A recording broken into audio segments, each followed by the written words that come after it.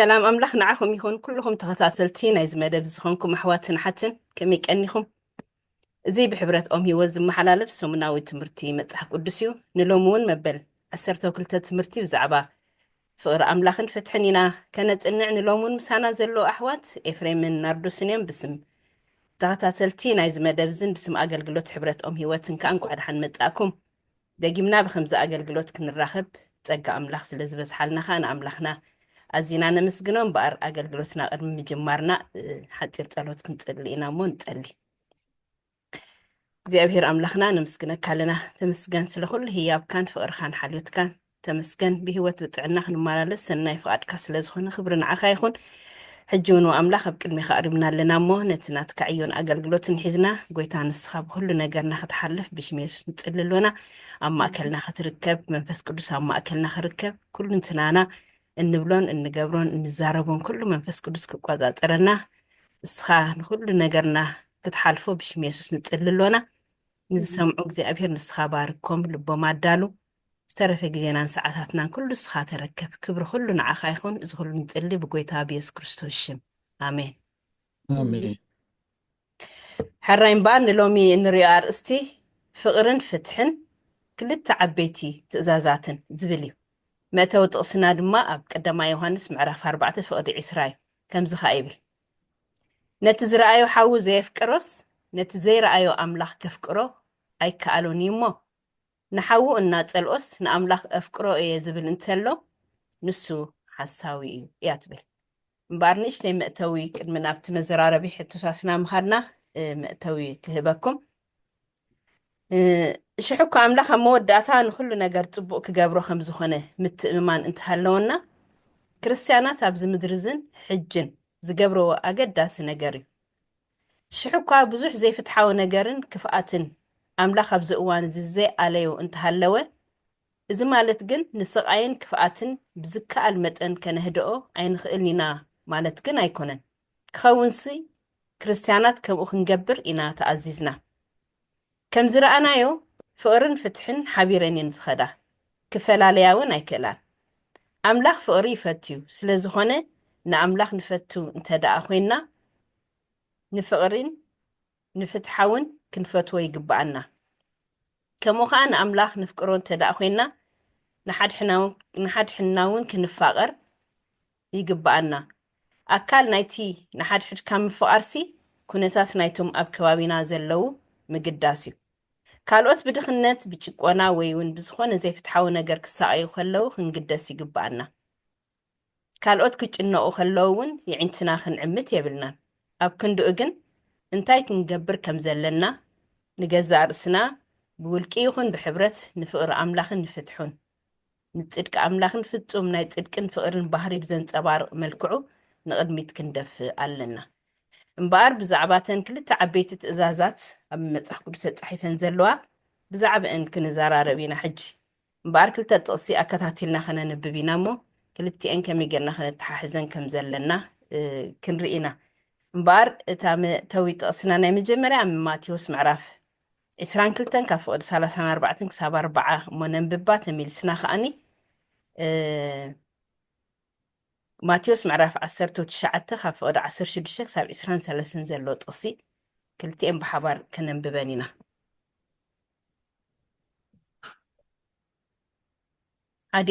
ሓዲአን ተውፂኹማን ሓዲአን ከንብበልኩም ክእል እየ ኣነ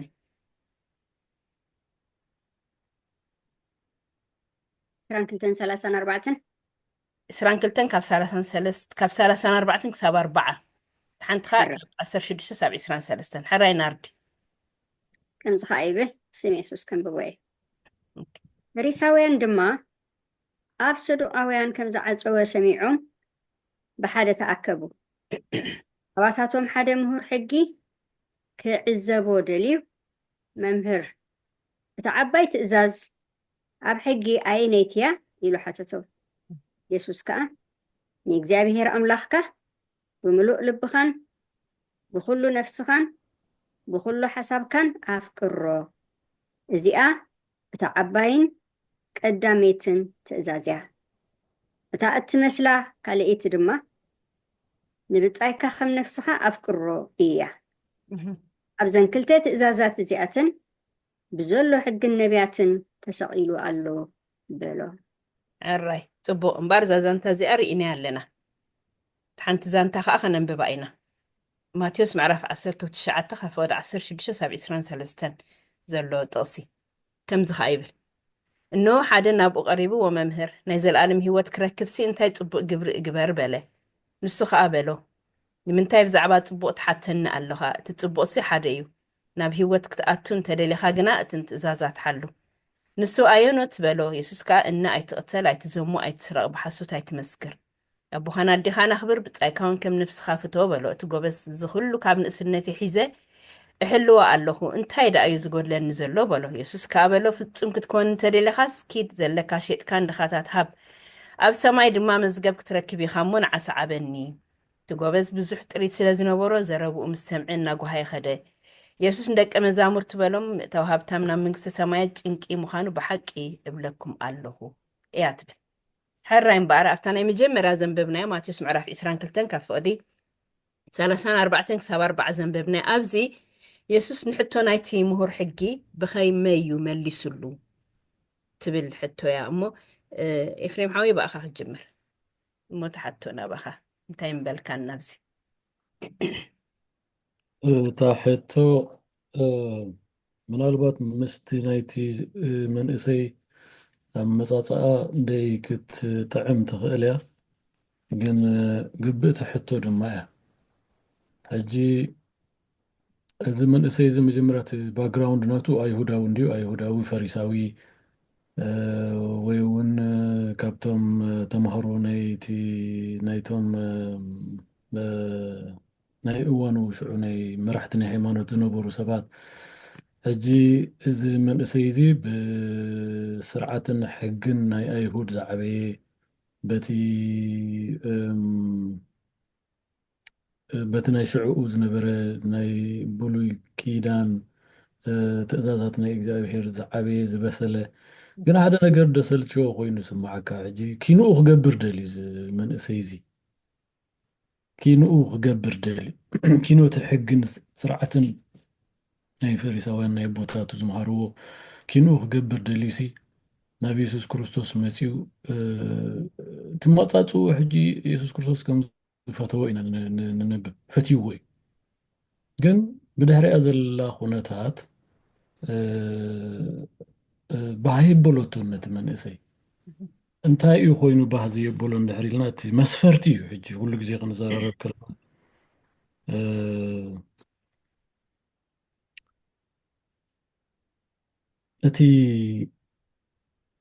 እቲ መስፈርቲ ኣየማልአን እቲ ዓለማዊ መስፈርቲ እቲ ሰማያዊ መስፈርቲ ወይ እውን ሃይማኖታዊ መስፈርትን ሰማያዊ መስፈርትን ክብሎ ይሓይሽ መስለኒ ኣብ ሃይማኖት እትመሃሮም በብእዋኑ በብኸባቢኡ ዝመሃሮ ሰብ ኣሎ ናይ ቤተ ክርስቲያን ኣቦይ ቆሺ ዝመሃሮ ክኸውን ይኽእል ፓስተር እከለ ዝመሃሮ ክኸውን ይኽእል እታ ቤተ ክርስቲያን ዝመላለሰላ ዘምልኸላ ዝመሃረቶ ክኸውን ይኽእል እሱ ዘዕበዮ ነገራት ኣሎ እቲ ሕብረተሰብ እውን ኣሎ እቲ ባህሊ ናይቲ ሕብረተሰብ ንርእሱ እዞም ኩላቶም ሕጂ መምዘኒታት እዮም መስፈርትታት እዮም ሕጂ ወዲ ሰብ ንመስፈርቲ ናይ መን እዩ ዝነብር እዩ ትሕቶ እሳያ ከዓ ደይተመለሰትሉ ንዕኡ ኣይፈለጣን የሱስ ክርስቶስ ከዓ ነዚአን እዩ ድምልስ ዘሎ ብናይ መስፈርቲ ኢኻ መፂኻ እዩ ድብሎ ደሎ ውሽጡ ክፍትሾ ከሎ እስኻሲ በቶም ናይ መራሕቲ ሃይማኖት ዝነበረ መስፈርቲ ብቑዕ መስፈርቲ እዩ በቲ ናይ የሱስ ክርስቶስ መስፈርቲ ክትሪኦ ከለካ ግን ብቑዕ ኣይነበረን ስለምንታይ ንሓደ ሰብ ወደ መዝሙር ክትከውን ተኾንካ ናይ ወደ መዝሙርነት መስፈርቲ ከማልእ ኣለዎ እሳ ከዓ እንታይ ኮይና ፀኒሓ ነፍስኻ ምቕባፅ ሕጂ ኣብዚኣ እያ ዘላ ሕጂ ክንደይ ክርስቲያናት ካባይ ካባኹም ጀሚሩ ነብስና ሓራ ከነውፃይ ንኽእል ኢና መስፈርቲ ናይ መን ኢና ነማልእ ኣብዚ ምድሪ ናይ ኣቦና ናይ ኣዴና ፅቡቕ ናይ ቤተ ክርስቲያንና ናይ ሕብረተሰብና ናይ ሃገርና ናይቶም ዝፈልጡና ሰባት መስፈርቲ ነማልእ ኣሎም ኢና መን ከማኺ መን ከማኻ ክንበሃል ንኽእል ኢና እዚ ሓደ መስፈርቲ እዩ ሕማቕ ከዓ ኣይኮነን ሓቂ ግን ኪኑ ኢየሱስ ክርስቶስ ኪኑኡ ዝደልዮ ነገራት አሉ እዚ ኣብ ሰማይ ኮለል እንታይ ይባል ኣብዚ ምድሪ ኮለል ኣቢሉ ኣብዚ ምድሪ ጥራይ ዘትርፈና ሓደ መስፈርት ኣሎ እታ ካልእ መስፈርት ከዓ ኣብዚ ምድርን ኣብ ሰማይን ወይ ናብ ሰማይ ከእትወና ዝኽእል ካልእ ሰማያዊ መስፈርት ከዓ ኣሎ ሕጂ ዝወዲ እዚ ዝመንእሰይ እዚ ጎበዝ ኣማፃፅኡ መስፈርት ማልኤ ባህላ እዩ ካልእ መስፈርት ከም ትፀንሖ እውን ድገመተ ይመስለንና እንተዚ ግምት ነይሩ ኣንበይ ምተመልሰን ባህላ እያ ኣነ ስለዚ ናይ የሱስ ክርስቶስ ኣመላልሳ ነፍሱ ንክቐብፅ እዩ ዝነግሮ ደሎ ዘለዎ ኩሉ ገዲፉ ራሕሪሑ ናይ ወደ መዝሙርነት መስፈርቲ ከማልእ እሞ ሽዑ ወደ መዝሙር ክኸውን እዩ እቲ መልእኽቲ ናይ የሱስ ክርስቶስ ዝመንእሰይ ግን ከም ዝረኣናይኹም ይኮነን ብከምዚ ይመሊሱሉ ክብል ክእል እዛ መልሲ الرأي طبو تا ماتيوس معرف 19 يا تا ملسي أبتا ماتيوس 22 يسكرسوس كزارب كلهم ستوم دك أمزامورتي أو بزعبات نايتي مهور حقي زملسلو بتخكل من البات ناردي أبقى تدعم اللي سكلنا أبقى تحتو مستاناي ماتيوس 22 زقرب اللحتو نايتي مهور حقي إفريم طبو غيرو ملسولنا لوجن ክርስቶስ ኣብዚ ነቲ ብትኽክል ነቲ ምሁር ናይ ሕጊ ብዛ ማቴዎስ ዘላስ እንታይ ይመሊሱሉ እታ ዝደለኽዋ መልሲ ኣብኣ እንተዳሃልያ እግዚአብሔር ይመስገን ስለኣሉ ኣሜን ኣብ ቁጥሪ 16 ጀሚራ ትነግረና ደላ ድማ እንታይ ፅቡቅ ግብሪ ክገብር ክብሎ ከሎ እዩ እንታይ ፅቡቅ ግብሪ ክገብር ወይ እንታይ ምግባር ሒሸኒ ኢሉ ናብ ኢየሱስ ክመጽእ ከሎሲ እንታይ ማለትካ እዩ ፅቡቅ ምግባር ሓደ ንሱ እዩ ናብ ህይወት ዲኻ ክትኣቱ ደሊኻ ከምኡ ዲኻ ትብል ደለኻ ናብ ህይወት ክትኣቱ እንድሕር ደሊኻ ግን ናብ ናይ ዘለኣለም ህይወት ክትኣቱ እንድሕር ደሊኻ ግን እንዳበለ ክምልሰሉ ከሎ ንርኢ ድሓር ኣብኡ እቲ ኣይትስረቕ ኢልዎ ኩሉ እቲ ትእዛዛት ክገብሮ ከም ዘለዎ ክነግሮ ከሎ ኢና ንርኢ ዘለና በዓል ኣቦኽና ዲኻና እዚስ ኩሉ ይገብሮ ነይረ ኢሉ እዚስ ኩሉ ይገብሮ እታ ዝበላ ሓውና ኤፍሬም እምበኣር መፂኻ ሰዓበኒ ደለካ ኩሉ ከዓ ንድኻታት ሓብ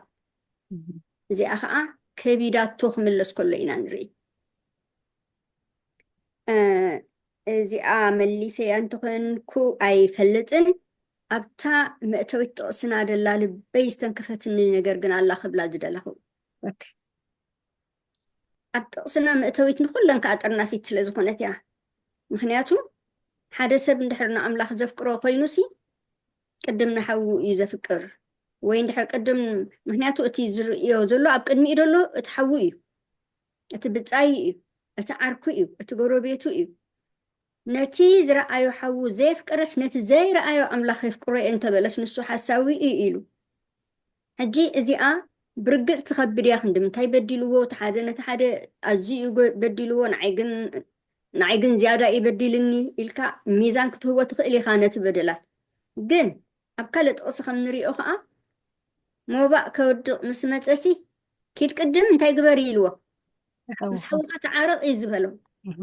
እምበር ነቲ ሞባኡ ነቲ ህያቡ ፀሊኡ ይኮነን ግን እግዚኣብሔር ኣብ ልቢ እምበር ኣብ ትሕዝቶ ኣይኮነን ወይ ከም ሰብ ገፅ ኣይርእን እዩ ኣብ ውሽጢ ሕልና እዩ ዝርኢ ኣብ ውሽጥና እዩ ዝርኢ ስለዚ ሓደ እኳ ኣምላኽ ዝረኣዮ የለን በቲ ድንቂ ዝኾነ ተኣምራቱ ግን ርኢናዮ ኣለና ብዝተፈላለየ መገዲ ኣብ ሂወትና ፍሉይ ተኣምራት ክግበር ከሎ ኣብ ካልእ ሰብ ፍሉይ ተኣምራት ክግበር ከሎ ንእግዚኣብሔር ርኢናዮ ኢና ግን ነቲ ምስኡ ዘሎ ሓዊ እዩ ዝያዳ ዝረኣዮ ስለዚ እዚኣሲ ኣፅኒዕና ክንሕዛ ከም ዘለና ምክንያቱ ነዛ ኩላ ናይ ትምህርቲ ሰንበትና ሓሳባት ኣብኣ ትጠቃለል ስለ ዝኾነ ነቲ ዘይረኣዮ ኣምላኽ የፍቅሮ እየ እንተበለ ነቲ ምስኡ ዘሎ ሓዊ ግን እንዳፀልኦስ እዚ ናይ ሓቂ ኣይኮነን ስለዚ ነቶም ንኣሽቱ ዝገበርኩምሎም ንዓይ ከም ዝገበርኩምለይ ይድበለኩ ነቶም ኣብቲ ከባቢኦም ደለው እዮም ነቶም ዝፈልጥዎም እዮም ኣብ ከባቢኦም ዝነብሩ ሰባት እዮም ስለዚ እግዚኣብሔርሲ በዚ እዩ ዝመዝን እምበር ሞባእካ ህያብካ ደልዩ ይኮነን ወይ ሓሲኻ ንኣምላኽ ኣፍቅሮ እየ እንተኢልካ ማንም ሰብ ንኣምላኽ ደየፍቅሮ የለን ከምኡ እዩ ዝብል ብኣፉ ኩልና ማለት እየ ንኣምላኽ እፍቅሮ እየ ንብል ግን እቲ ቀንዲ ክንገብሮ ዝግባኣናስ ከነቐድም ከም ዘለና እየ ኣብ ዝተማሂሮሞ ብጣዕሚ ልበይ ተንኪፋትኒ ስለ ዝኾነት ኢኹም ኢለ ፅቡቅ ኣምላኽ ባረኽኩም ብዛዕባ ተንክልቲ ዓበይቲ ትእዛዛት ዋናታ ርእስትና ከምኡ እንዳትብል ተንክልቲ ዓበይቲ ትእዛዛት እዩ ዋላ ኣብቲ ርእስትና እቲ ብዓብኡ ኣርእስትና እንድሕር ርኢና እውን ከምኡ እዩ ዝብል ስለዚ ኣብዚ የሱስ ክርስቶስ ዝተንከፎ ነገራት ኣሎ ኣብቲ ማቴዎስ እሞ ምናልባት ኣሕፅር ኣቢልኩም ብዛዕባ እዚአን እንተትብሉና ፅቡቅ ነይሩ ብዛዕባ ተንክልቲ ዓበይቲ ትእዛዛት የሱስ ክርስቶስ ኣተኪሩ ዝተዛረበለን ኤፍሬም ናባኻ እስኪ እወ ሕጂ እተን ክልተ ትእዛዛት ባሂለን ዘለዋ ንፁራት እንድን ክልተ እውን ኣይኮናን ሓንቲ እውን ክንብል ንኽእል ኢና ፍቕሪ ዝበሃል ነገር እንዲ ዝመፅእ ፍቕሪ ንመን ምስ በልና ሽዑ ናብ ክልተ ንመቕሎ ማለት እዩ ፍቕሪ ንኣምላኽ ፍቕሪ ከዓ ንብፃይካ ሕጂ እተን ክልተ ዓበይቲ ዘብለን ዘሎ ምክንያት ኣብ ክልተ ተመቒለን ስለ ዘለዋ ገለ ምሁራት ገለ ሊቃውንቲ ናይ መፅሓፍ ቅዱስ ወይ ተመራመርቲ ወይ ተምሃሮ እውን እንታይ እዮም ዝብሉ እቲ መስቀል ናይ ጎይታናን መድሓኒናን የሱስ ክርስቶስ እቲ መስቀል ti መስቀል ብዓብኡ ሲ ንክልተ ነገር እዩ ዘመላኽት ይብል እቲ ተኺሉ ዘሎ ሰብን ኣምላኽን ዘሎ ዝምድና እቲ ተጋዲሙ ዘሎ ከዓ ኣብ መንጎ ሰብ ምስ ሰብ ዘለዎ ዝምድና ይብል ካብ ሓቂ ዝረሓቐ ኣይኮነን ሕጂ የሱስ ክርስቶስ ነዘን ዓበይቲ ክልተ ነገራት ፍቕሪ ንኣምላኽ ፍቕሪ ንብፃይካ ዝብል እዩ ኣጠቓሊልዎን ዘሎ እዚ ፍቕሪ እዚ ግን ካብ ምንታይ እዩ ዝምንጩ ዮሃንስ ተደጋጋሚ ክገልፆ ከሎ ነዚ ነገራት እዚ ክንሪኦ ከለና ፍቁር ወደ መዝሙር ክበሃል ሰሚዕና ኣለና ዮሃንስ እዚ ፍቁር ወደ መዝሙር ማለት ብፍቕሪ ዝጠስጠሰ ወይ ብፍቕሪ ዝተለውሰ ሰብ እዩ ካብ ምንታይ እዩ ዝብገስ እንድሕር ኢልና ከዓ ካብ ምንሳሕ እዩ ዝብገስ ካብ ኑዛዜ እዩ ዝብገስ ኢየሱስ ክርስቶስ ኣብ መስቀል ክስቀል ከሎ ርእይዎ እዩ ብዓይኑ ሕጂ ንምንታይ እዩ እዚ ሽግር መከራ መቕፃዕቲ ኣብ ክርስቶስ ዝወዓለ ከዓ ብሰንከይ ኢሉ ስለ ዝሓሰበ እዩ ዮሃንስ ብሰንከይ እዩ ከምዚ ኮይኑ ደሎ ብሳላ ናቱ ሞት ከዓ ኣነ ሂወት ክረክብ ክኢለ ካብ ዝብል ንሱሕ ዝኾነ መበገሲ እዩ ዝብገስ ከተፍቅር ተኾንካሲ መበገሲ ክህልወካ ኣለዎ ድሕረ ባይታ ክህልወካ ኣለዎ ዮሃንስ ድሕረ ባይታ ስለ ዝረኸበ ፍቁር ወደ ፍቅሩ ክገልፅ ስለዚ ከዓ ንሓዉ ነቲ ምስኡ ዘሎ ሓዉ ዘየፍቅር ንኣምላኽ ፈትዎ እየ ፍቅሮ እየ እንተበለስ ንሱ ሓሳዊ እዩ ዝበለ ወዲ መዝሙር ዮሃንስ ከዓ እዚ ብከምዚ እዩ ስለዚ እተን ክልተ ዓበይቲ ኣብ ንእግዚኣብሔር ኣምላኽካ ብሙሉእ ልብኻ ብኩሉ ሓይልኻ ብኩሉ ሓሳብካ ኣፍቅሮ እታ ካልአይቲ ንዓኣ ትመስላ ከዓ ንብፃይካ ከም ነፍስኻ ኣፍቅሮ እዘን ክልተ ዓበይቲ ትእዛዛት እየን ኩለን እተን ሕግታት ከዓ እተን 10 ቃላት እተን 10 ትእዛዛት እውን ኣብአን ተሸንኪረን ኣለዋ እሳኻታ ፅቡቕቲ ትገብረ ነዛ ጥቕሲ እዚኣ ኩለንስ ኣብኣ ተጠቂር ስለምንታይ ኣምላኽ ፍቕሪ እዩ ትሕዝትኡ ፍቕሪ ንሱ ፍቕሪ ዝብሎ ፍቕሪ ዝገብሮ ፍቕሪ ኩሉ ፍቕሪ ሕጂ ንኣምላኽ ኣፍቁረ እየ ዝብል ከዓ ኣብ ካልእ እውን ኢልና ኣሎ ንዓይ ተፍቁርኑ ተኾንኩምሲ ትእዛዛት ይሓልው ኢልና ኣሎ ኣብኣ እያ ማለት እዩ ኣብታ ፍቕሪ እያ እሳ እያ በቃ እታ እንታይ ኢና ንብላ ተዓንኬል ኣብኣ ክትኣቱለካ ወይ ከዓ እታ መልሕቕ እታ ፍቕሪ እያ ክትከውን ዘለዋ ፍቕሪ ንርእሳሲ ገለ ነገር ሃልይዋ ደይኮነሲ ናብቲ ፍቕሪ ዝኾነ ኣምላኽ ስለትመርሓና ካብኡ እዩ ዝምንጩ ኩሉ ነገር ስለዚ ንዓበይቲ እዚኣተን ከም ክርስቲያናት መጠን ብዘይ ጎደሎ ክንገብረን እንተዘይክኢልና ብሓይሊ ኣምላኽ ማለት እዩ ትርጉም ዘሎ ይኮነ ግን ክንሳሕ ኣለና መጀመርቱ ንሳሕ እዩ መጀመርታ ናይ ፍቕሪ من الصحيح من نزازي ሓጢኣትካ ክርዳእካ ክኽእል ኣለዎ ክፍለጠካ ክኽእል ኣለዎ ሽዑ ኢኻ ክርስቶስ ኣባኻ ክነብር ዝኽእል ንደቂ ሰባት እዚ ከምዚ ነርዲ ክትብሎ ድፀናት ኣሸጋሪ እዩ ግን ኢየሱስ ክርስቶስ ከምኡ ኢሉ ኣሎ ኣነ ኮንኩን ግብርታተይ ዝገብር ከም ሰብ ክመላለስ ከሎ ኣብዚ ምድሪ ኣነ ኮንኩን ዝመላለስ ዘሎ እንታይ ደኣ ዝገብሮ ዘሎ እንታይ ደኣ እቲ ኣቦይ እዩ ግብርታቱ ዝገብር ዘሎ ኣበይ ዘሎ ኣቦ ኣባይ ዘሎ ሕጂ ክንለብሶ ኣለና ሕጂ ሃዋርያ ጳውሎስ ከዓ ልክዕ ነዚኣ ኢሉ ኣሎ ኣነ ኮንኩን ኢሉ እንታይ ደኣ ኢየሱስ እዩ እቲ ኣባይ ዘሎ ጎይታ ኢየሱስ ክርስቶስ እዩ ዝገብር ዘሎ ሕጂ ንክርስቶስ ንኣምላኽ ነፍቅሮ እንተኮይና ሂወትና ከነግዝኦ ኣለና ኣግዝእዎ ይበቃ ኩሉ እንትናኹም ንኣምላኽ ኣግዝእዎ ሽዑኡ እዩ እቲ ግብሪ ናይ ስጋ ኩሉ ዝሃድም ማለት ስለዚ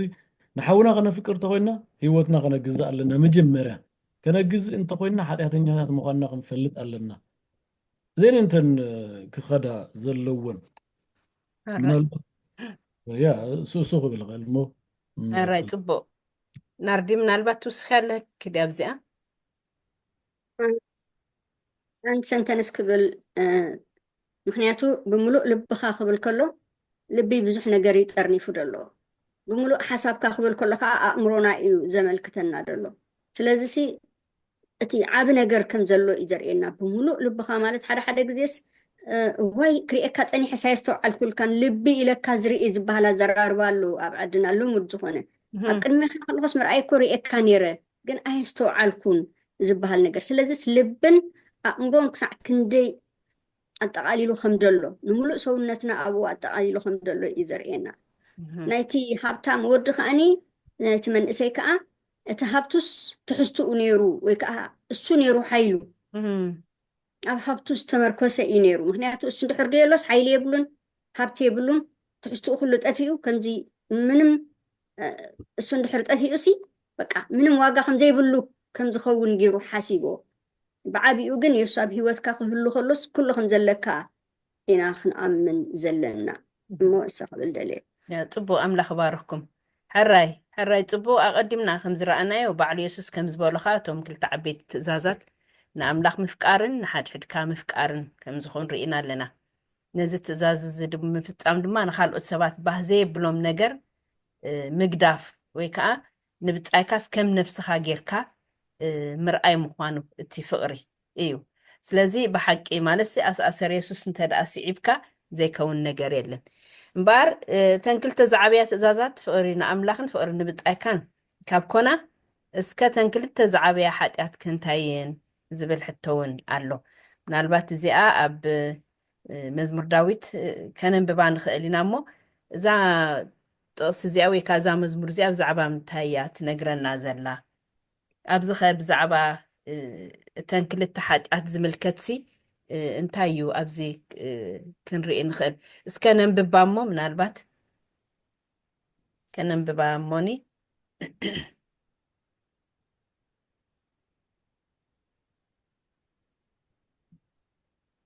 ያለኹ ከንብባ ኣራይ ኣንብቢያ ናርዲ ከምዚ ከዓ ይብል ንስም የሱስ ወእግዚአብሔር ስምካ ንዘለዓለም ኣታ ጎይታይ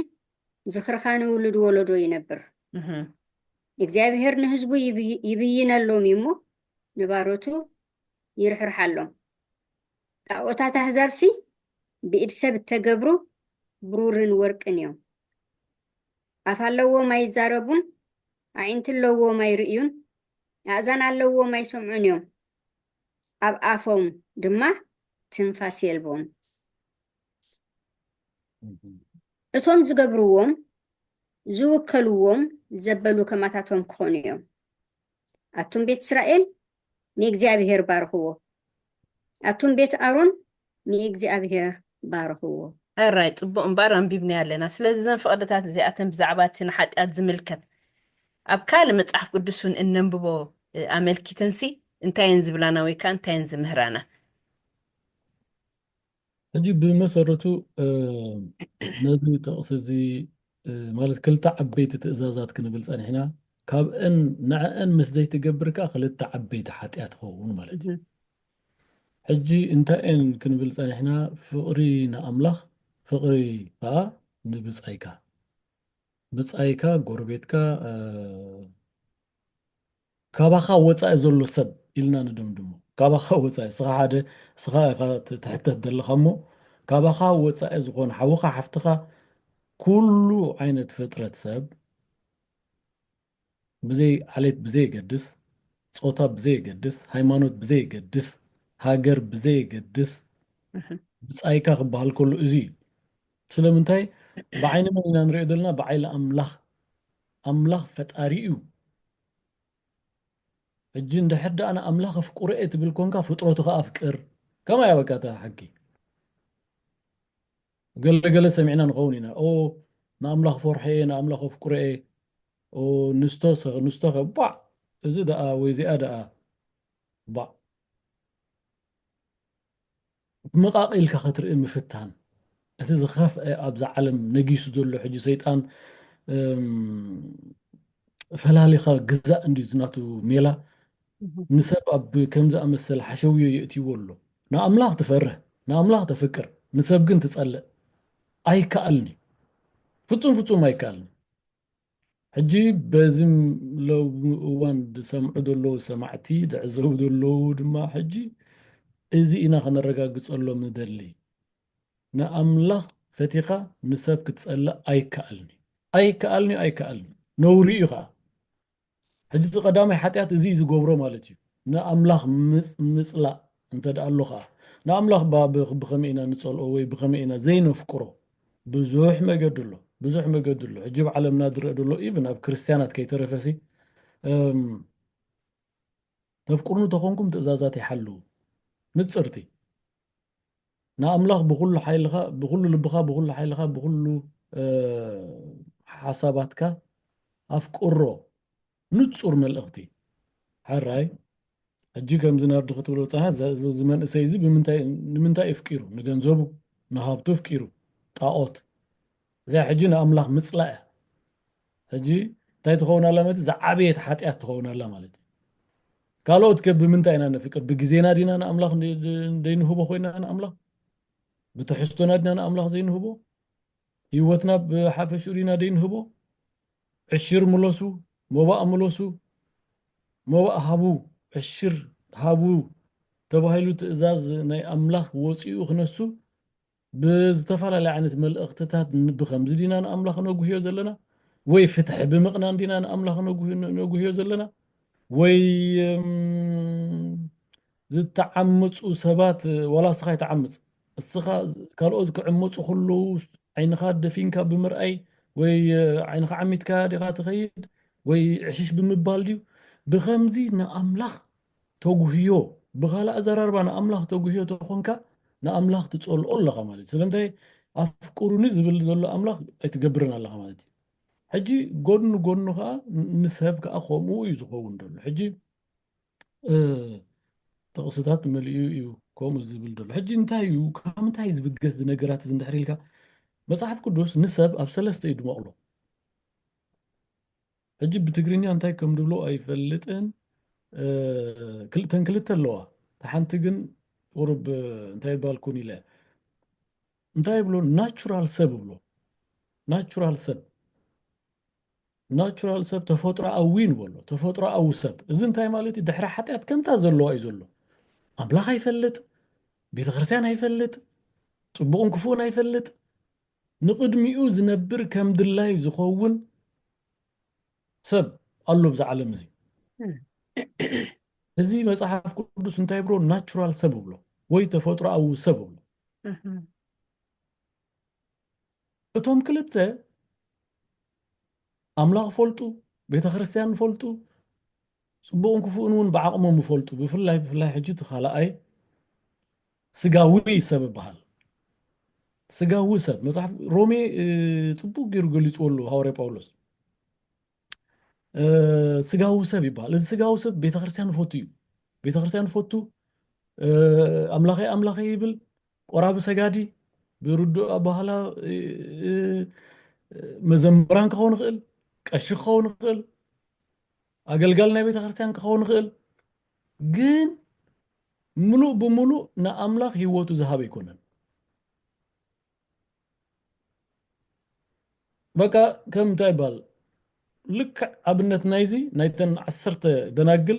ኣብ ከክልተ ተመቂለን ደሎ 5 ለባማት 5 ዓያሱ እዚ ስጋዊ ዝበሃል ሰብኣይ ወይ ሰብ ነተን 5 ዓያሱ ደናግል ዝውክል ዘን 5 ዓያሱ ደናግል ኣብ ቤተ ክርስቲያን እየን ኣገልገልቲኤን ኣቕሽሽቲኤን ፓስተራትኤን ወንጌላውያንን ኩሉ እየን ግን ስጋውያን እየን በዚ ከዓ ንኣምላኽ ይጉህዮ በዚ ከዓ ንኣምላኽ ኣየፍቅርኦን ብሙሉእ ሓይልኻ ብሙሉእ ልብኻ ብሙሉእ ኩሉ ሓሳባትካ ዝብል ኣብ ኣፍሪሶንኦ ማለት እዩ እቲ ሳልሳይ መንፈሳዊ ሰብ እዩ ዝብሎ እዚ ሙሉእ ብሙሉእ ንኣምላኽ ዘፍቅሮ ብልቡ ብሓይሉ ብሓሳባቱ ዘፍቅሮ ንብፃዩ ከዓ ከም ነፍሱ ዘፍቅሮ እዩ ሕጂ ንኸምዚ ኢና ተፀውዕና ነዚ ሳልሳይ ኢና ተፀውዕና እቶም ክልተ መፅሓፍ ቅዱስ ተጠቂሶም ዘለዉ ብፍላይ እቲ ካልኣይ ስጋዊ ድበሃል ቤተ ክርስቲያን ዝሰፈሩ ቤተ ክርስቲያን ዝፈቱ ግን ከዓ ንብፃዩ ዘይፈቱ ንኣምላኽ ዘይፈቱ ብኣፉ ግን ፈቱ እየ ዝብል ብግብሩ ግን ካብኡ ዝረሓቐ እዚ ፍጥረት እዚ እዩ ኣሸጋሪ ኮይኑ ደሎ እዚ ሰብ እዚ እዩ ኣሸጋሪ ደሎ እቲ ሓደ እቲ ተፈጥሮኣዊ ጠቕላላ የለን ንሱ የለን በቃ ዝሑል እዚ ከምቲ ኣብ ራ ዮሃንስ ተጻሒፍ ዘሎ ኣይውዑይ ኣይዝሑል እሱ ዝሑል እዩ እዚ ኣይውዑይ ኣይዝሑል ዝኸላኣይ ፍጥረት ዝኸላኣይ ሰብ መጽሓፍ ቅዱስና ክገልጾ ከሎ ማለት እዩ ስለዚ እዚ ሽግር እዚ እዩ ሓጢኣት ዝኸውን ደሎ ሕጂ ክልተ ሓጢኣት ዝገብሮ ደሎ ንኣምላኽ ብብዙሕ መገዲ ተጉህዮ ግን ብኣፍካ ኣምላኽ ምባል ዝኸፍአ ሓጢኣት ኮይኑ ደሎ ብዚ ምድሪ ከምኡ ስለ ዝኾንካ ከዓ ነቲ ብፃይካ ከዓ እንዳተወፅዐ ፍትሒ ቀኒንዎ ከሎ እንዳተበደለ እንዳተጨቆነ ደንትኡ እውን የብልካን ድላይ እናሃለዉ ማለት ድደልዮ እናሃለወ ክትህቦ ዝግባእካ ክትረድኦ ዝግባእካ ኢድካ ብምሕፃር ዝመፅእ ማእለያ ዘይብሉ ሓጢኣት እዩ ስለዚ ክልተ ዓበይቲ ፍቕሪ ናይ ፍቕሪ ትእዛዛት ክልተ ዓበይቲ ነዚአን ምስ ዘይትገብርካ ክልተ ዓበይቲ ሓጢኣት ይኾና ማለት ጥቡቅ ኣብ ርእስቲ ኤፍሬም ክብሎ ፀንሐሲ ኣብ ገላትያ እውን በኣርሲ ብመንፈስ ተመላለሱ ሞ ትምኒት ስጋይ ክትፍፅሙን ኢኹም ይብል እንደገና ኣብ ሮሜ ምዕራፍ 8 ደላ ዝተንከፍካዮ እውን በኣርሲ ኣሕዋትየ ከም ስጋ እንተነበርኩም ክትሞቱ ኢኹም ነቲ ግብሪ ስጋ ብመንፈስ እንተቐተልኩምዎ ግና ብሂወት ክትነብሩ ኢኹም እሞ ከም ስጋ ክንነብር ነቲ ስጋ ሰብዕዱ ኣይኮናን ይብል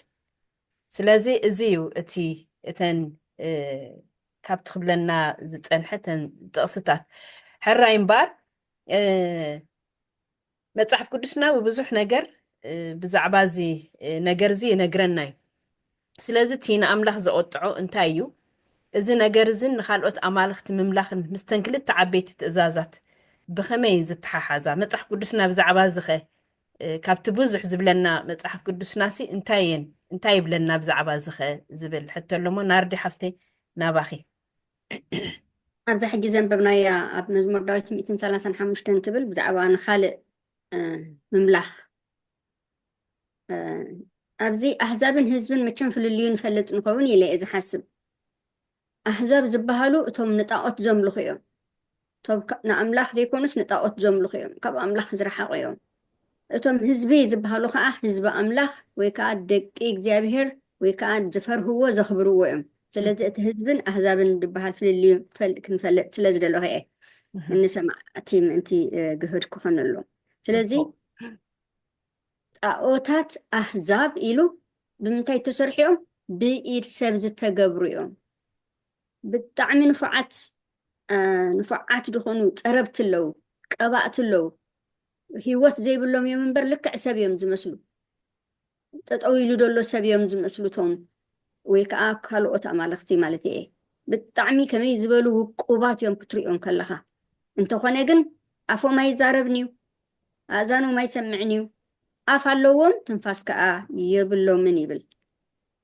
እዚ ኣብ መዝሙር ዘንበብናዮ ኢና ካልእ ኣብ ዘካርያስ ኣለና ቅድሚ እዚ ኣባ እንታይ ኢልና ኣሎ እቶም ዝገበርዎም ዝውከልዎም ዘበሉ ከማታቶም ክኾኑ እዮም ትብል ኣፍታ መጨረሻ ኣላ ከማታቶም ክኾኑ እዮም ከመይ እዮም ከማታቶም ክኾኑ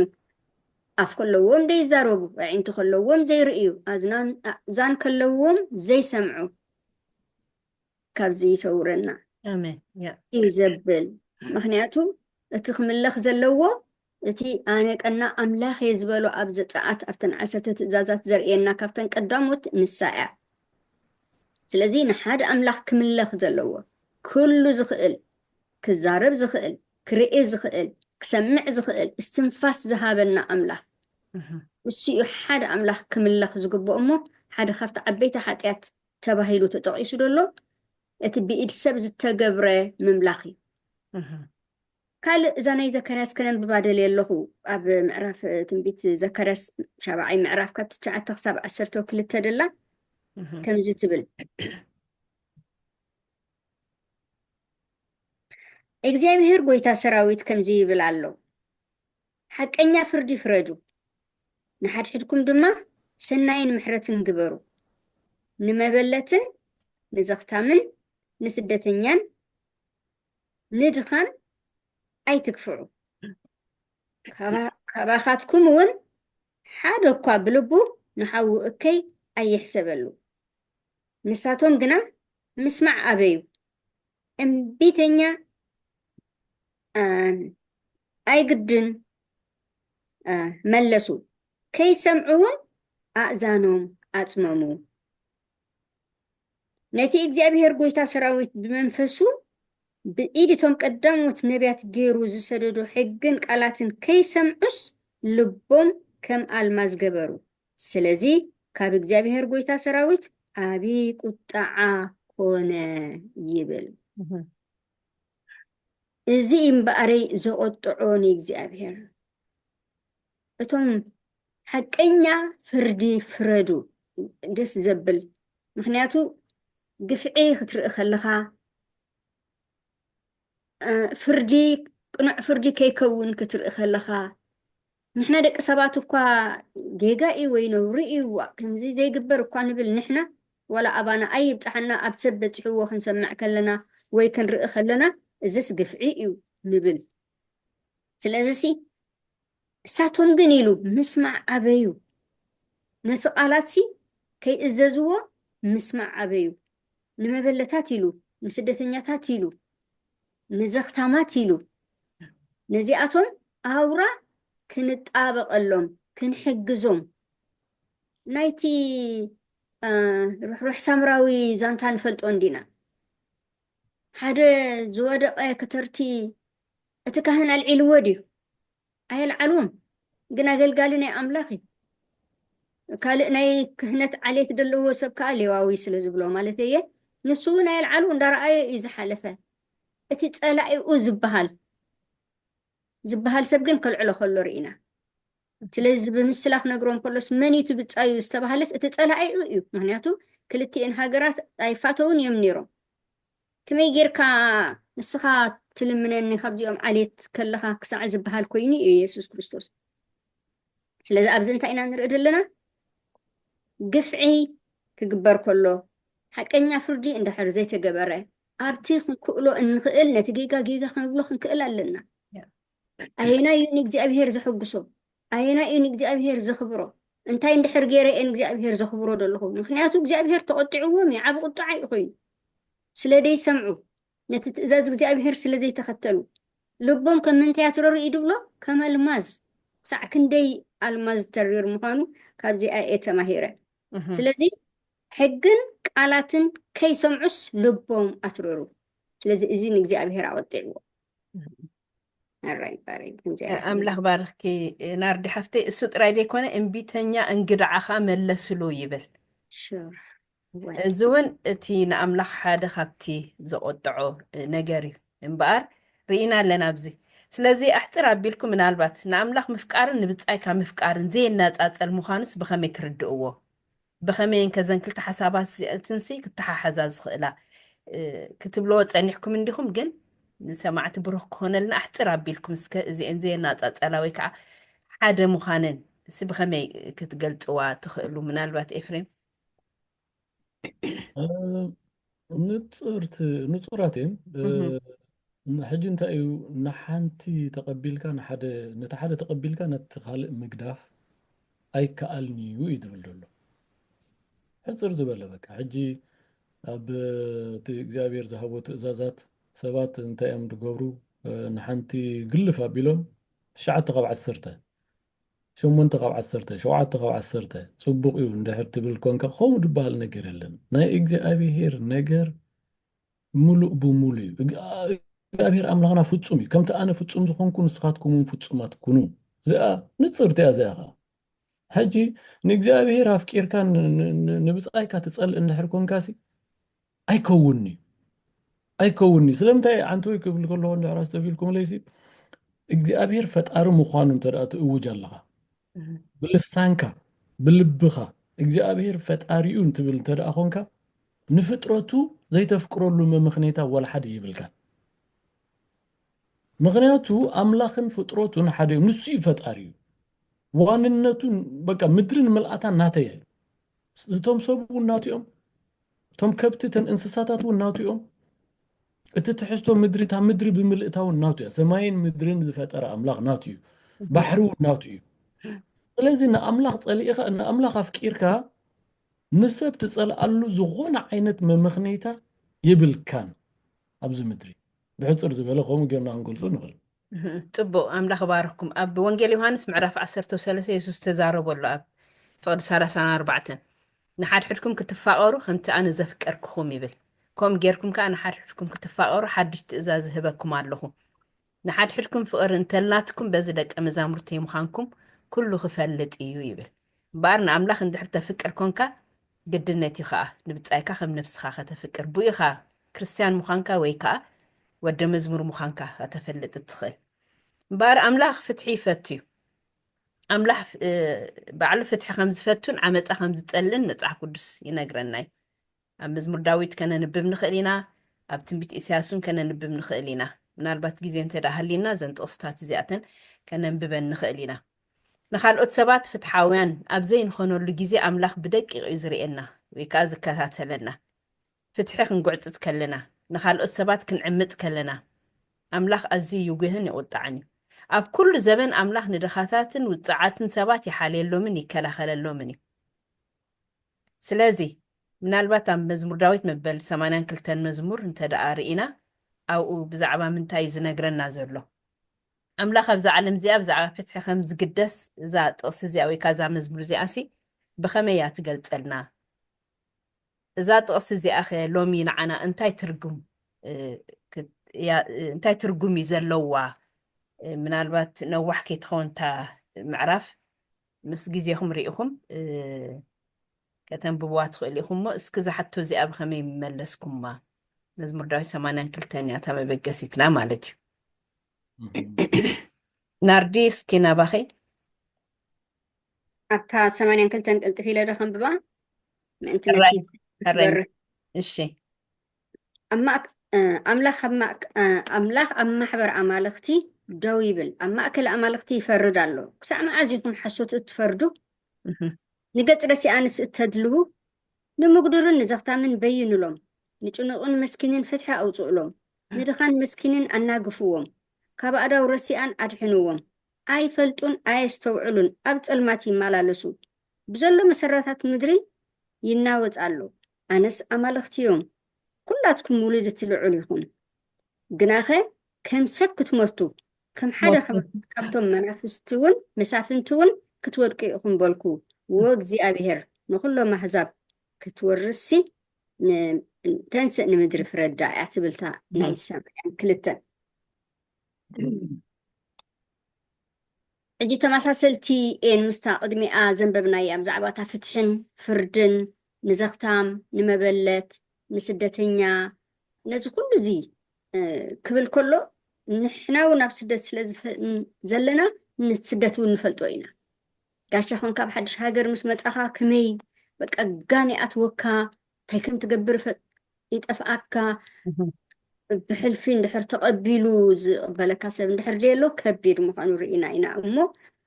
ከምኡ ከዓ መበለት ከመይ ከም ትሽገር ድሕግዛ ስለ ዘይብላ ኢና ኣብዚ ንርኢ ዘለና እሞ ጭኑቕ መስኪን ፍትሒ ክስእን ከሎ ምግዱር ዘኽታም እዚ ኩሉ እዚ ክሽገር ከሎስ ኣብ ፀልማት እዮም ዘለው ኢሉ ኣብ ፀልማት ከዓ ንፈልጣ ኢና ከመይ ከም ዝኾነት ስለዚስ መሬት ኩላ ትናወፃላ እዩ ድብል ዘሎ ስለዚ ነዚኣቶም ብኸመይ ኢና ክንሕግዞም ንኽእል ወይ ከዓ ፍትሒ ክንገብር ንኽእል ከመይ ጌርና ኢና ንሕና ሰባት እንድሕር ንጭኑቕን ንምስኪን ፍትሒ ውፅኢና ኣሎም እንድሕር ንምግዱርን ንዘኽታምን ክንብይነሎም ክኢልና ነቶም ረሲኣን ከዓ ከነድሕኖም ካብቲ ዘለውዎ ኣጆኻ እንተይልናዮ እግዚኣብሔር ይከኣሎ እዩ እንተይልካዮ እኳ ዓብ ተስፋ እዩ ዝገብር ሰብ ኣነ እኳ ኣለኹ ካጆኻ እንተበልካዮ እኳ ተስፋ ድገብር እንኳይ እግዚኣብሔር ኩሉ ዝኽእል ኣምላኽ ሃልዩ ስለዚ ንሕና ኸ ከምቲ ኣምላኽ ፍትሒ ዝፈቱስ ንሕና ኸ ከም ደቂ ኣምላኽ ኢና ንብል እንድሕር ደቂ ኣምላኽ ኮይናስ ብሓቂ ዶ ነዚ ስራሕ እዚ ንሰርሕ ኣለና ክትብል ይገብረካ ዓመፃ እዩ ዝፀልእ እግዚኣብሔር ስለዚ እዚ ዓመፃ እዚ ክግበር ከሎ ክንቲ እግዚኣብሔር ፍትሐኛ ዝኾነ ንሕና ኸ ነዞም ከምዚኦም ዝኣመሰሉስ እንታይ ንሕግዞም እዩ ዘርእየና ደሎ ኣብዚ ኣራይ ፅቡቕ እምበር እታ ግሉፂቲ ቃል ኣምላኽ ግን ንዓና እንታይ ትርጉም ኣለዎ ዝብል እንዴት ሕቶት ዋና ነገር እምበር እቲ ቃል ኣምላኽ ወላ ሓንቲ ከተውፃሉ ይትኽእልኒ ኢኻ እዚ ቃል እዚ ግን ንዓናስ ኣብ ሂወትና እንታይ ትርጉም ዝህቦ ወይ ከዓ እንታይ እዩ ዝብለና ዘሎ ብኸመይ ኢና ክንትግብሮ ዝኽእል እንድዩ ምናልባት ግዜ ክበካ ይፍናዓኻ ፅቡቕ እዚ ሕጂ እንታይ እዩ ሕጂ ኩሉ ግዜ ኣነ እቲ መበቆል ደስ ብለኒ እቲ መበቆል ናይ ዝሽግር ሕጂ የሱስ ክርስቶስ ናብዚ ምድሪ እዚ ምስ መፀሲ እንታይ ክገብር እዩ መፅኡ ሰባት ሓደ ግዜ ይጭንቁ ብሎም እዩ ገለገሊኦም የሱስ ክርስቶስ እንታይ ክገብር እዩ መፅኡ ኩሉ ሰብ እብለካ ዋእ ከድሕነና እብለካ ፅቡቕ እዩ ከድሕነና እዩ መፅኡ ግን ካብ ምንታይ ከድሕነና እዩ መፅኡ ክምለስ ዘለዎ ነገር እዩ ካብ ሓጢኣትና እዚ እውን ፅቡቕ መልሲ እዩ ቁኑዕ መልሲ እዩ ግን ናይ ሓጢኣት ኩሉ ግዜ ዲፋይን ክንገብሮ ኣለና ዋላ እንታይ እዩ ሓጢኣት መፅሓፍ ቅዱስና ገሊፅዎ ኣሎ ሓጢኣት ማለት ምፍራስ ሕጊ ኢልዎ ኣሎ ግን እቲ ምፍራስ ሕጊ ኸ እንታይ እዩ ናይ መን ሕጊ እዩ ናይ እግዚኣብሔር ሕጊ እግዚኣብሔር ንደቂ ሰባት ክህቦም ከሎ ሕጂ የሱስ ክርስቶስ ንሰማይን ንምድርን ተፈናቲቱ ዝነበረ ብሰንኪ ዓመፅ ናይ ደቂ ሰባት ንሰይጣን ስለ ዝተኣዘዝዎ ዓመፅ በዚሑ ፍትሒ ቀኒኑ እንታይ ሞቲ ውፅኢት ናይ ሓጢኣት ብዙሕ እዩ ጭቆና ሰብ ንሰብ ክገዝኦ ተሓደ ነቲ ሓደ ሰብ ክዕምፆ ባርያ ክገብሮ ተሓደ ተንደላቂቁ እንዳነበረ ከሎ ተሓደ ጭራም ክስእን እዚ ኩሉ ውፅኢት ናይ ሓጢኣት እዩ ሕጂ የሱስ ክርስቶስ ናብዛ ምድሪ ድመፀ ዓባይ ኣጀንዳ ኣላቶ ወይ ነይራቶ ሕጂ እውን ንሳ እያ እሳ ከዓ እንታይ እያ መለኮትን ሰብን ብሓንሳብ ከመይ ገይሮም ክሓብሩ ከም ዝኽእሉ ከርእየና እዩ መፅኡ እዚኣ እንተዘይፈሊጥና እያ ሕጂ ንምግባሩ እውን ከሸግረና እዩ መለኮትን ሰብን ብሓንሳብ ሓቢሮም ክነብሩን ክሰርሑን ከም ዝኽእሉ ስለዚ ኢኻ የሱስ ክርስቶስ ፍፁም ሰብ ፍፁም ኣምላኽ ኮይኑ ዘብሎ የሱስ ክርስቶስ ኣብዛ ምድሪ ኣብ ዝነበረሉ እዋን ብሓገዝ ናይ መንፈስ ቅዱስ እዩ ድገብር ዝነበረ ኩሉ ግብረታቱ ኣብ ማቴዎስ አንብቦ ሉቃስ አንብቦ ብዘይ ሓገዝ ናይ መንፈስ ቅዱስ ዝተንቀሳቀሰሉ ኣይነበረን መለኮትን እቲ ሰብ የሱስን ተዋሂዶም ኣብ ምድሪ እንታይ ኣርእዮም ሰማይ እንታይ ይመስል ሰብ ቅድሚ ሓጢኣት እንታይ ይመስል ነይሩ እዩ ኣርእና ሕጂ ነዚ ከርእየና ዝኽኣለ ከዓ እንታይ እዩ ንሕና እውን እንድሕር ደኣ ናይ የሱስ ክርስቶስ ሰዓብቲ ኮይንና ንመለኮት ከነፍቅደሉ ኣብ ሂወትና ክዓይ ሽዑኡ ከምቲ የሱስ ክርስቶስ ዝገብሮ ዝነበረ ፍትሒ ከምኡ ከዓ ንሕና ፍትሓውያን ክንከውን ከምኡ ከዓ ንሕና ኣብ ክንዲ ውፅዓት ክንቀውም ብመንፈሳዊ ኣተሓሳስባ ኢና ንብል ዘለና እዚ ፖለቲካ ይኮነ ካልእ ምድራዊ ወይ ስጋዊ ተሓሳስባ ይኮነ እዚ ኣምላኻዊ እዩ ሕሱ ኢልና ኣምላኽ ኢየሱስ ክርስቶስ ክሞተልና መፅኡ እዎ ክሞተልና መፅኡ ኣብ ክንዳና ክሞተልና ኣብ ክንዳ ሓጢኣትና ክሞተልና መፅኡ እወ ኣይንክሕዶን ኢና ግን እዚ እቲ ከዓ እቲ ምንጪ ናይ ኢየሱስ ክርስቶስ ምምፃእ መለኮትን ሰብን ከመይ ገይሮም ሓቢሮም ኣንጻር ፀላኢና ከዓ ሰይጣን እዩ ሓደ ሰይጣን እዩ ንዕኡ ከመይ ገይሮም እዩ እዚ ኩሉ ክፍኣት ንሪኦ ዘለና ኣብዚ ምድሪ እዚ ሕጂ ዓብይ ርእስትናትና እንታይ እዩ ኣድማሳዊ ቅልስ እንድዩ ኣድማሳዊ ቅልስ እዩ ዝካየድ ዘሎ ኣብ ሙሉእ ዓለም እዩ ዘሎ ኣብዚኣ እዚ ጥዒቲ ዓድላ ትብላ የላ ናብዛ ምድሪ እዚኣ ሕጂ ኩላ ብክፍኣት መለያ እያ መን ስለ ዘሎ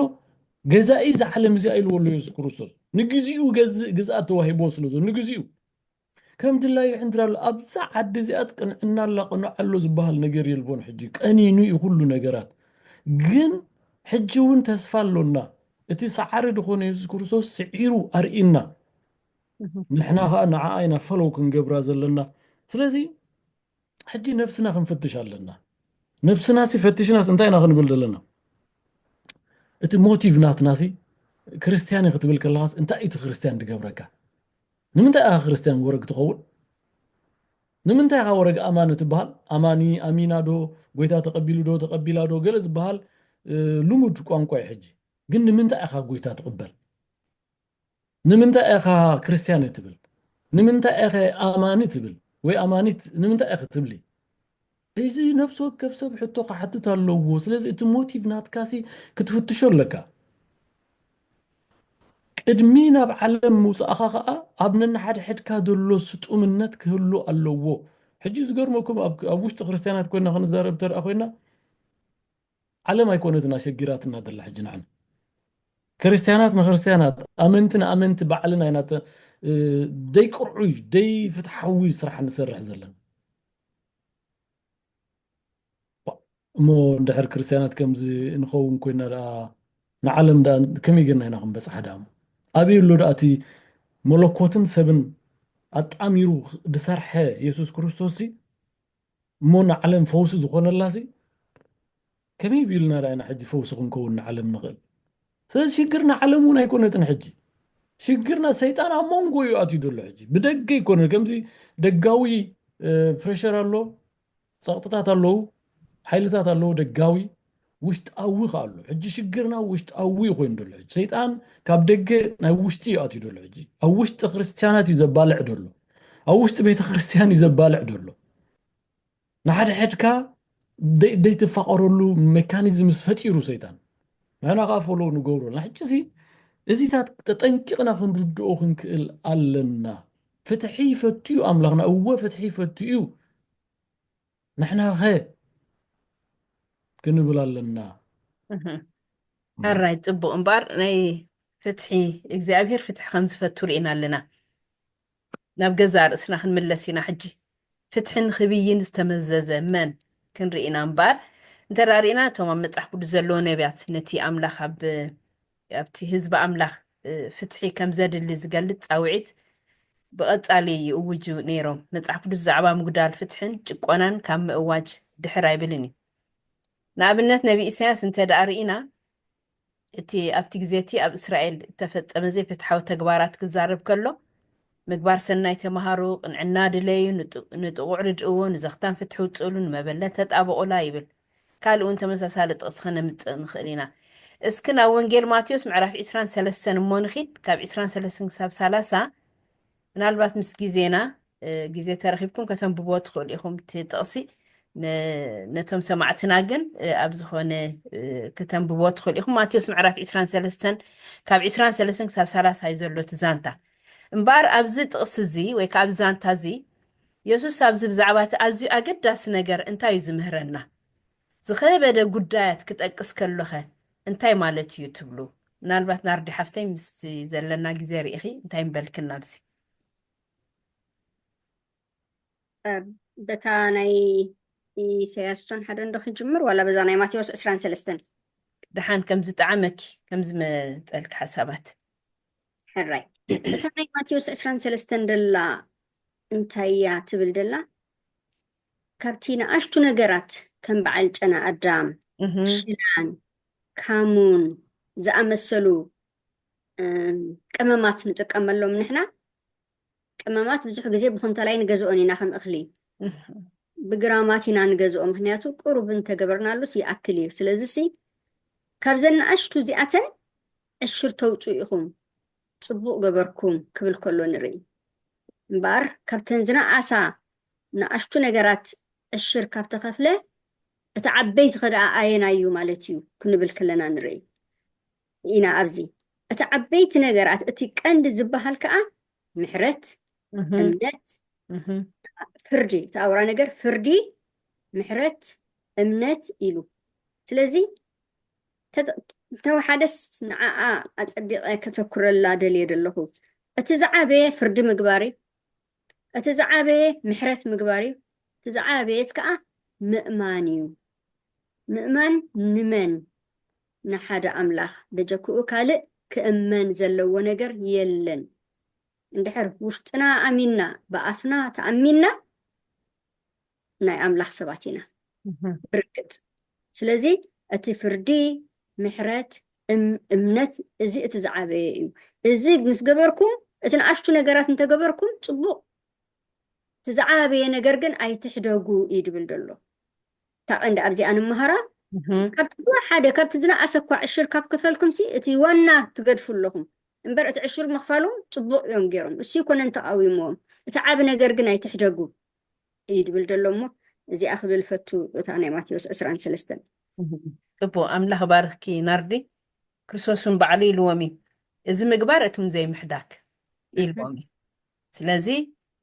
ኩሉ ነገር ክትገብር ትኽእል ኢኻ ግን ኣየናይ እቲ ዝኸበደ ነገር ወይ ከዓ እቲ ንሂወት ናይ ዘለኣለም ሂወት ዝጠቕመካ ነገር ግን ኣየናይ እዩ ኢኻ ክተለሊ ዘለካ ማለት እዩ ምናልባት ተወሳኺ ሓሳባት ክህልወካ ክእል እዩ ኤፍሬም ምስታ ናይ መኒ ብፃየ ትብል ምስኣ ኣሕቢርካ ዋላ ክትመልሰልና ትኽእል ኢኻ እሞ እዚ ኣብ ሉቃስ ንረኽቦ ናይ የሱስ ዛንታ የሱስ ነቲ ናይ ሕጊ ምሁር እተን ክልተ ዓበይቲ ትእዛዛት ንኣምላኽካ ምፍቃር ንብፃይካ ምፍቃር ምዃኑ ይነግሮ እዩ ኣብኡ እውን ተፃሒፉሎ ድሕርዚ እቲ ናይ ሕጊ ምሁር ርእሱ ከፅድቕ ደልዩ ይብል ገዛ ርእሱ ከፅድቕ ደልዩስ ንየሱስ ብፃየይ ከመን እዩ ኢሉ ከም ዝሓተቶ ኣብ ሉቃስ ከነንብቦ ንኽእል ኢና እዚ እውን ኣብ ወንጌል ሉቃስ ምዕራፍ 10 ካብ 25 ክሳብ 37 ዘሎ ዛንታ ብዛዕባ እቲ ርሕሩሕ ሳምራዊ ኢና ኣብዚ እነንብብ እሞ እቲ ሕቶ እንታይ ሕጂ ብዛዕባ ፍትሐኛ ምዃንን ምሕረት ምግባርን ኣመልኪተንሲ እዛ ጥቕሲ እዚኣ ናይዚ ኣብ ወንጌል ሉቃስ ዘላስ እንታይ እያ ትምህረና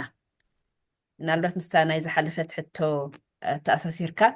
ገለ ክትብለና ምእንቲ ሞቲ ግዜ ክበካ ተመሳሳሊ ሓሳባት እዩ ሓቅኺ ንፍትሒ ንክንገብር ዝተፀዋዕና እንዲ ፍትሒ ንክንገብር ተፀዊዕና ስለምንታይ ኣምላኽና ፍትሒ ስለ ዝፈቱ እዩ ሕጂ እቶም ኣምላኽ ዝፀውዖምካ ፍትሒ ክገብሩ ኣለዎም እዚኣ እታ መዐቀኒት ኮይና ደላ ሕጂ ማለት እዩ ሕጂ እንታይ እዩ ደሸግር ደሎ እዚ ናይ ሳምራዊ ዛንታ ኣብ ዓለም ግኑን እዩ ብጣዕሚ ግኑን ኮይኑ ደሎ ትካላት እውን ኣለዋ ዘን ገበርቲ ሰናይ ዝበሃላ ተራድኦታት ዘለወን እውን ብስሙ እንታይ ይበሃል ኣውፅአን እየን ርሕሩሕ ሳምራዊ ብዝብል እንታይ ይበሃል ሕጂ እንታይ እዩ ዝገብር ደሎ እንታይ ዓይነት ፍልሊ ዘርኢ ደሎ እቶም ክልተ ሰባት ነቲ ወዲቑ ደሎ ብፆቱ እዮም ብክንሪኦ ከለና ብብሄር ብዓዲ ብሃገር ሜይቢ በቲ ናይ ሽዑ ዝነበረ ሃይማኖት እውን ብፆቱ እዮም ግን እቲ ትፅቢት ከዓ ካብቲ ቀሺ እንታይ ኢኻ ትፅብሕ ሕጂ ካብቲ ሌዋዊ እንታይ ኢኻ ትፅብሕ ፍሉጥ እዩ ዝኾነ ሰብ እዩ ዋላ ሕጂ ሲ ካብ ቀሺ እንታይ እዩ ዝፅበ ሰብ ካብ ሓደ ፓስተርስ እንታይ እዩ ዝፅበ ካብ ሓደ ኣገልጋሊ እዩ ዝበሃል ሰብስ እንታይ እዩ ዝፅበ እንታይ ከተረክብ ሕጂ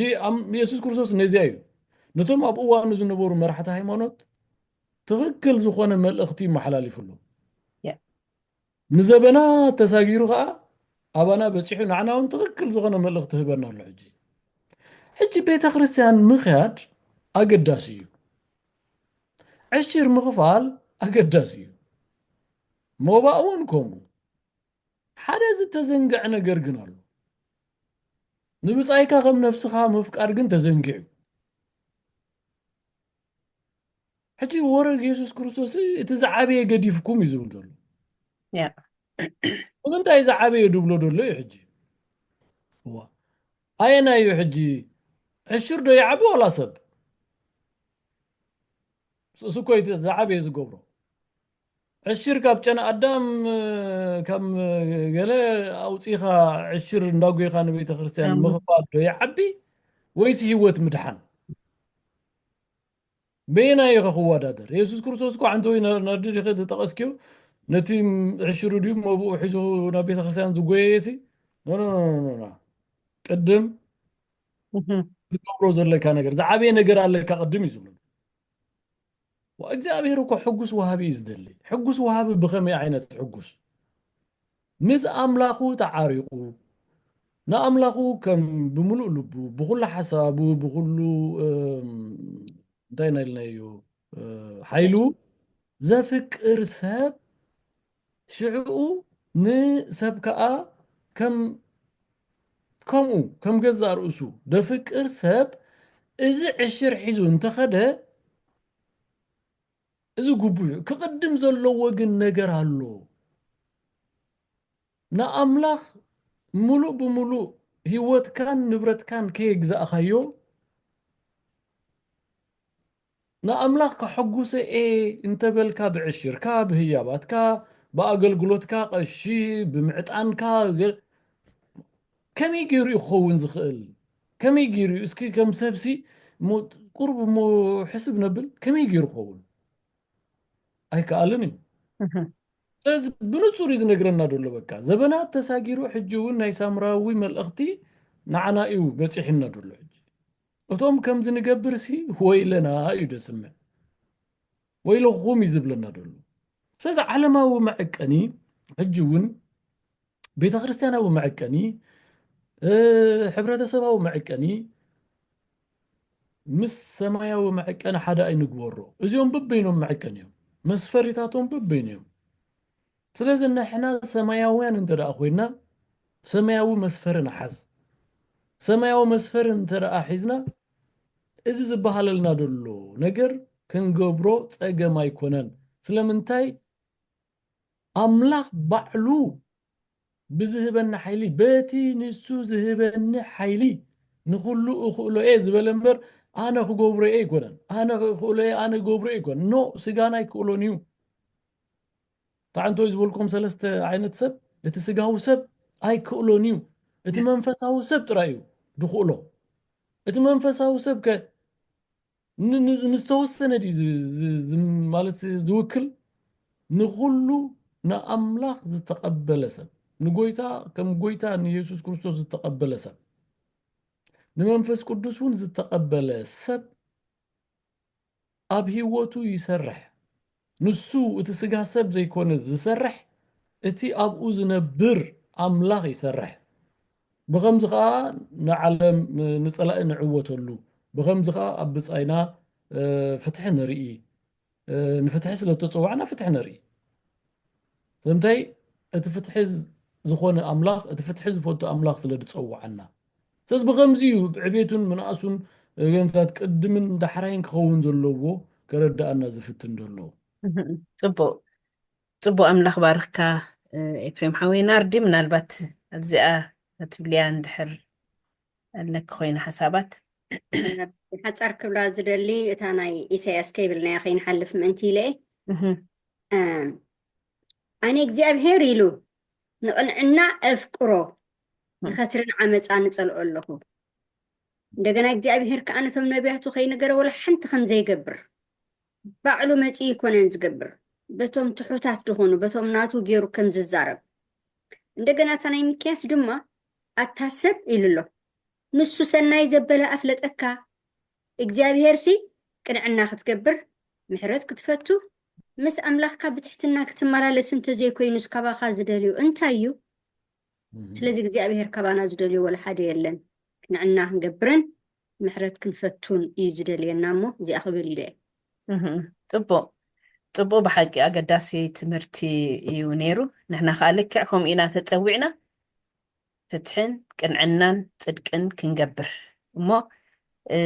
እዚ ከዓ በዚ ስጋና ክንገብሮ ኣይንኽእልን ኢና። ፀጋ ኣምላኽ ተዘይበዚሑልና እሞ ኩሉ ግዜ ነዚ ክንፅዕርን ይግባኣልና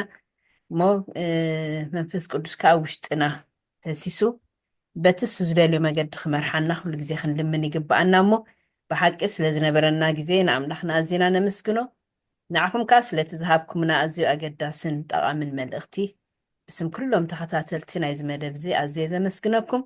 ስለ ኩሉ ኣገልግሎትኩም ከዓ ኣምላኽ ኣዝዩ ይባርኽኩም። ባር መደብና ብፀሎት ክንዛዝሞ ኢና እሞ ኤፍሬም ፀሎት ግበረልና ንፀሊ። እግዚኣብሔር ኣቦና ነመስግነካ ከምዛ መሰለ ዕድል ሕጂ እውን ሂብካና ክትምህረና ፀኒሕካ በዘገርም ቃላትካ ሕጂ ነዚ እምበኣር ክንገብሮ እንተዳ ኮይና ንሕናን እዞም ዝሰምዑና ዘለዎም ኩላቶም ብዘይ መንፈስ ቅዱስ ሓንቲ ክንገብር ኣይንኽእል ኢና እሞ ንኩላትና መንፈስ ቅዱስ ሕጂ እውን ኣብ ውሽጥና ክኸውን ንልምነካ ኣሎና። መንፈስ ቅዱስ ዝበክዕ ሂወት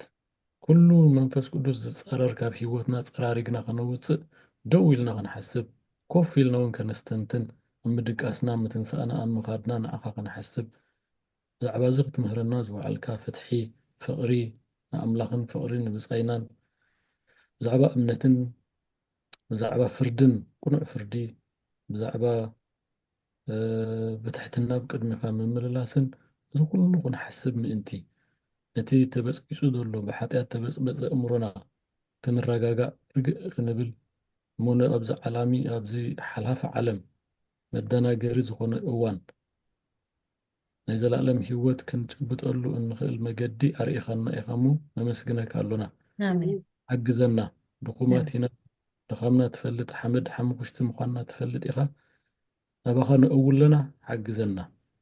ኣሜን ኣቕና ተመስገን ብስም መድሓኒናን ጎይታናን ኢየሱስ ክርስቶስ ኣሜን ኣሜን ኣሜን። ሕራይ እምበኣር ክቡራትን ክቡራን ተኸታተልቲ ናይዚ መደብና ደጊመ ስለቲ ምክትታልኩም ኣዝና ኢና ነመስግነኩም። ንዓኻትኩም እውን ኣምላኽ ይባርኽኩም። መደብና ኣብዚ ወዲእና ኣለና። ኣብ ዝመፅእ ሰሙን ብተመሳሳሊ ኣርእስቲ ኣምላኽ ብሰላም የራኽበና። ፀጋ ኣምላኽ ምስ ኩላትና ይኹን። ድሓንቀኒ